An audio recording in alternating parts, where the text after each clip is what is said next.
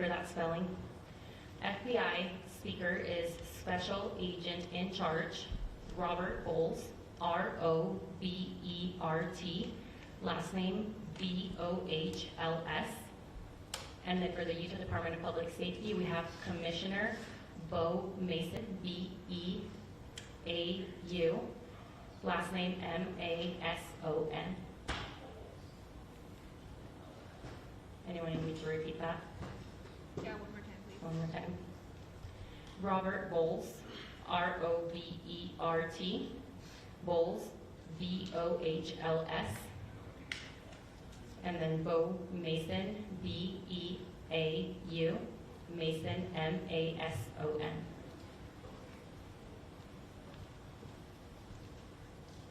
Everybody got that? Perfect. Hi everyone, my name is Hillary Kellner. I'm the Communications Director for the Utah Department of Public Safety. Today we will have two speakers, one representing the state of Utah and one representing our federal agencies. They will be providing some updates as well as a recap of what happened here at Utah Valley University yesterday. We will be able to take a couple of questions after they are done speaking, but it will be short in order to stay in tune with the president speaking at 9:45. So I'll go ahead and introduce Commissioner Beau Mason.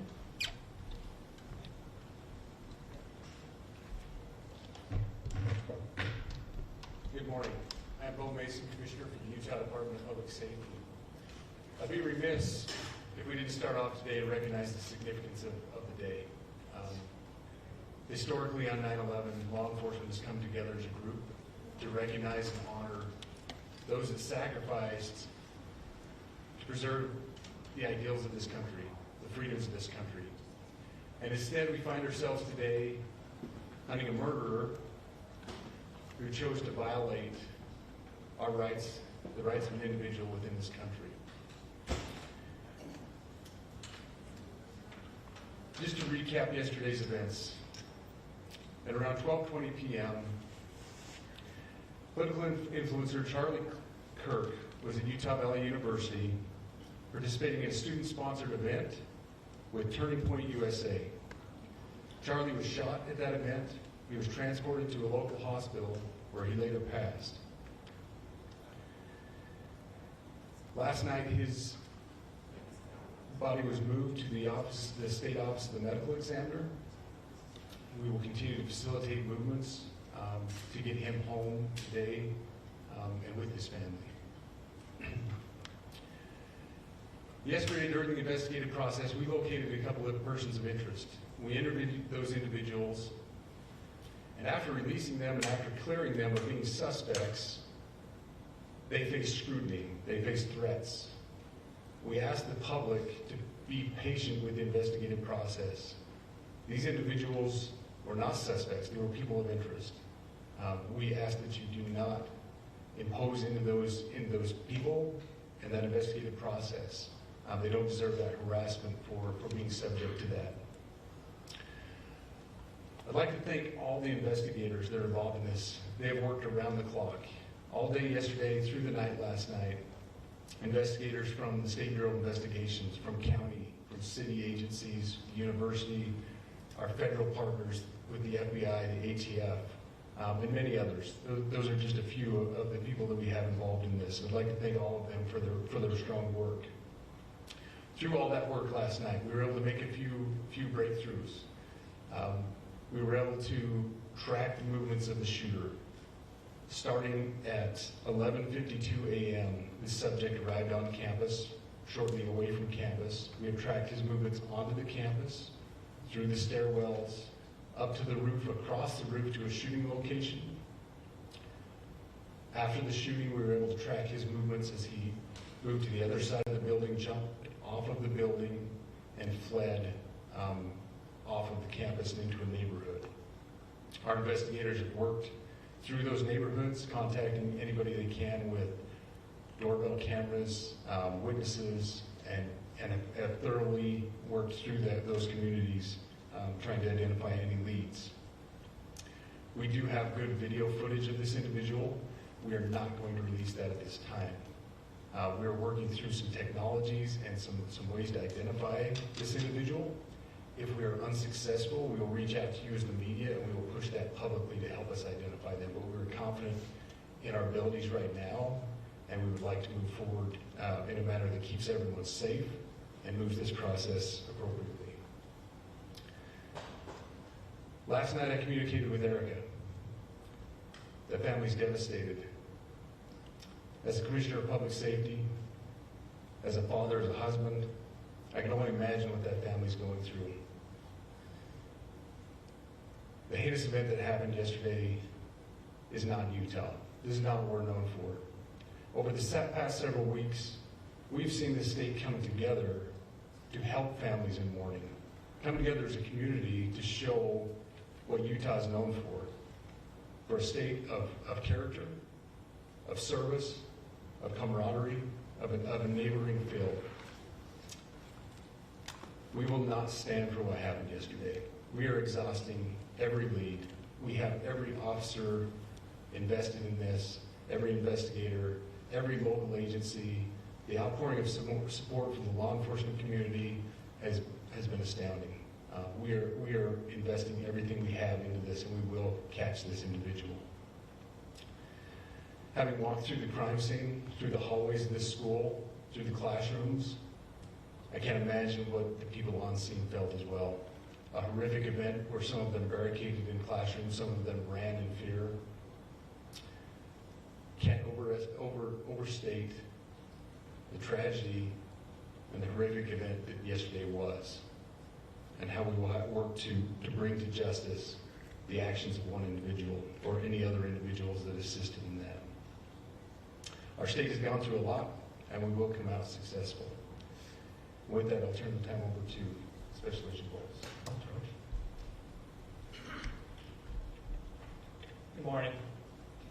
My name is Robert Bowles, and I am the Special Agent in charge of the Salt Lake Field Office. Following yesterday's tragic shooting of Charlie Kirk, FBI agents have been working around the clock in coordination with our law enforcement partners. We are and will continue to work nonstop until we find the person that has committed this heinous crime and find out why they did it. This morning I can tell you that we have recovered what we believe is the weapon that was used in yesterday's shooting. It is a high-powered bolt-action rifle. That rifle was recovered in a wooded area where the shooter had fled. So the FBI laboratory will be analyzing this weapon. Investigators have also collected footwear impression, a palm print, and forearm imprints for analysis. I understand there are a lot of questions about motive. I assure you that all leads, tips are being fully investigated. As of this morning, we have received more than 130 tips. We thank the community for that. The FBI has brought every resource to bear, and we will continue to do so throughout the course of this investigation. The FBI's mission is to protect the American people. It's to uphold the Constitution of the United States. Any attack on the First Amendment is an attack on the very foundation of our democracy. That is why we will relentlessly pursue this case and the shooter until we find him. We also continue to grieve with the family and the community.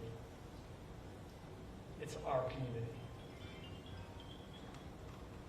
If you have any video or images from the shooting, we ask you to please submit them to our digital media tip website at www.fbi.gov/Utah Valley Shooting.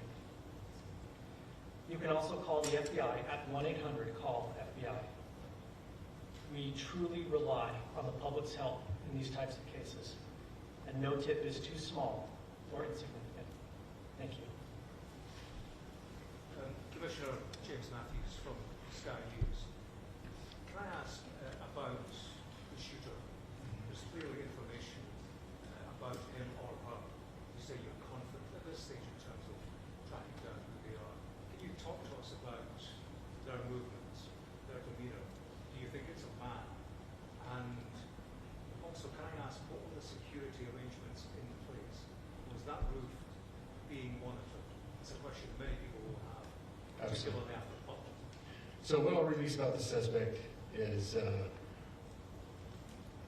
suspect blended in well with a college institution. We're not releasing many details right now, and we will soon. But right now we're not. But that individual appears to be of college age. We are confident in our abilities to track that individual. If we're unsuccessful in identifying them immediately, we will reach out to the public's help and the media's help in pushing those photos.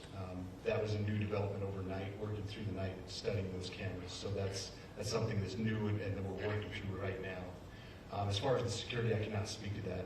Neither the Department of Public Safety nor the Federal Bureau of Investigation was involved in the planning or security of this event, and that'll have to be a question later for other agencies. Mr. Sorry, I Mason.